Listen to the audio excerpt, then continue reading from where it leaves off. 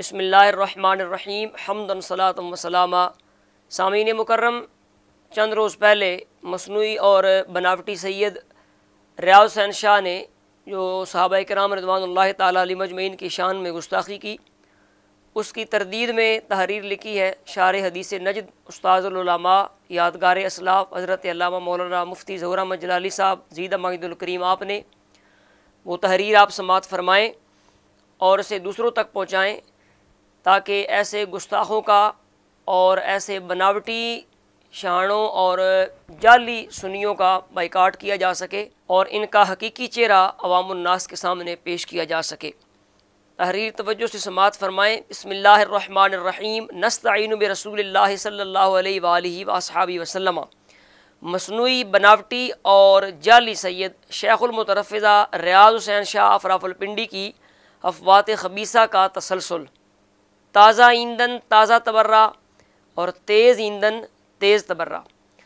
Allama Pir Syed Abdul Qadir Shah of ٹنچ Bata کے بقول مصنوعی سید پیر ریاض شاہ ایک عرصے سے ایرانی تیل اور جبلی منافقت سے خرمن اہل حق اہل سنت و جماعت اصحاب درود و سلام کو جلانے اور آگ لگانے کی تگ و دو میں ہے۔ ایک جامع العلوم والصفات سید زادے کے خیال مبارک کے مطابق یہ شخص ایسی حرکتیں دانستہ کرتا ہے تاکہ ہلچل مچی رہے، مگر بحمد اللہ الجبار خدام اہل بیت، غلامان صحابہ کرام، چوکیداران اہل السنہ تسلسل سے اس کی سرکوبی کرتے چلے آ رہے ہیں۔ آج تک اسے جواب دینے کی جرت نہیں ہوئی، البتہ اپنی طبعی خباثت اور ایرانی معاونت سے مجبور ہو کر آئے دن کوئی نہ کوئی حماقت دکھاتا رہتا ہے۔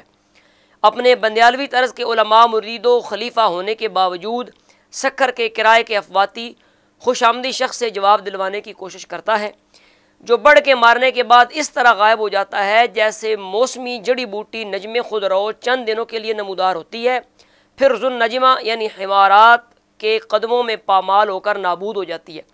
البتہ اپنے ہشت پہلو نوکیلے کانٹے بکھیر جاتی ہے جو شیخ المترفزہ کی کرسی پر بچھا دیے جاتے ہیں۔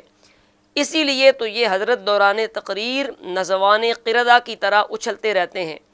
نذوان قردہ یعنی حدیث شریف میں حکم جو مروان کا والد ہے اس کی اولاد کا ممبر پر اس طرح اچھلنے کا ذکر ہے، تو یہ موصوف بھی نذوان قردہ کی طرح ممبر پر اچھلتے نظر آتے ہیں۔ سامعین مکرم، شیخ المترفزہ نے نذوان قردہ کی طرح جو تبرائی گفتگو کی اسے آپ سماعت فرمائیں۔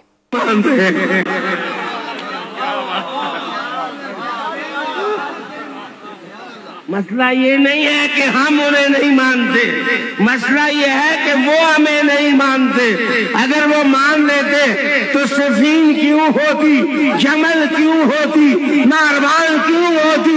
یہ ہوئی اس لیے ہے کہ تم نہیں مانتے، وگرنہ علی تو قرآن کا جھنڈا لے کے کھڑا مندے خود۔ تو آپ نے شیخ المترفزہ کی نذوانی گفتگو سماعت فرمائی۔ شیخ المترفزہ کی اس گفتگو میں بہت ساری باتیں قابل غور ہیں۔ نیٹ پر ہر غیور مسلمان اظہار نفرت کر رہا ہے۔ فقیر جلالی صرف دو باتیں عرض کرنا چاہتا ہے کہ کیا شیخ المترفزہ کے نزدیک جمل و صفین اور نہروان کا حکم ایک ہی ہے؟ شیخ المترفزہ نے کرسی پر بچھے نجم خضرو کے نوکیلے کانٹوں سے بےتاب ہو کر نذوان القردہ کی طرح اچھلتے ہوئے سینے پر ہاتھ مارتے ہوئے کہا، مسئلہ یہ ہے کہ وہ ہمیں نہیں مانتے۔ کیا اس مصنوعی سید کو یہ حق حاصل ہے کہ وہ اپنے سینے پر ہاتھ مارتے ہوئے کہے کہ وہ ہمیں نہیں مانتے؟ کیا یہ خبیث خود کو سیدنا شیر خدا کرم اللہ تعالی وجہ الکریم و وجوہ آلہ الکرام سمجھتا ہے کہ وہ ہمیں نہیں مانتے؟ اس طرح کی بات تو کوئی حقیقی سید زادہ فداہ روحی و جسدی بھی نہیں کہے گا، جو سیدنا حیدر کرار کرم اللہ تعالی وجہ کا طیب و طاہر خون ہے، جو یہ بد اصل اور بد نسل کہہ رہا ہے۔ اہم مطالبہ کے الفاظ آپ سماعت فرمائیں۔ قومی اسمبلی میں موجود حقیقی سادات کرام دامت برکاتہم کی خدمت عالیہ میں اس غلام اہل بیت فقیر ظہور احمد جلالی کی درخواست ہے کہ وہ قومی اسمبلی میں ایک بل پاس کروائیں جو ان جعل سازی سے سید کہلانے والوں کے محاسبہ پر مشتمل ہو، اور اس بل میں یہ شک بھی ہو کہ جو لوگ جعلی سید ثابت ہو جائیں ان کے گھروں میں اگر سید زادیاں ہوں تو ان جعلی لوگوں کو بے دخل کر کے ان کریمات، طیبات، طاہرات، معظمات، ان کے مقدس قدموں کی دھول پر ہماری جان قربان ہو، ان معظمات کو ان گھروں اور املاک کا مالک قرار دیا جائے گا، کیونکہ آج اس فتویٰ پر اتفاق کیا جا رہا ہے کہ سید زادی کا نکاح کسی غیر سید سے نہیں ہوتا۔ والسلام ادنیٰ ترین غلام آل بیت ظہور احمد جلالی۔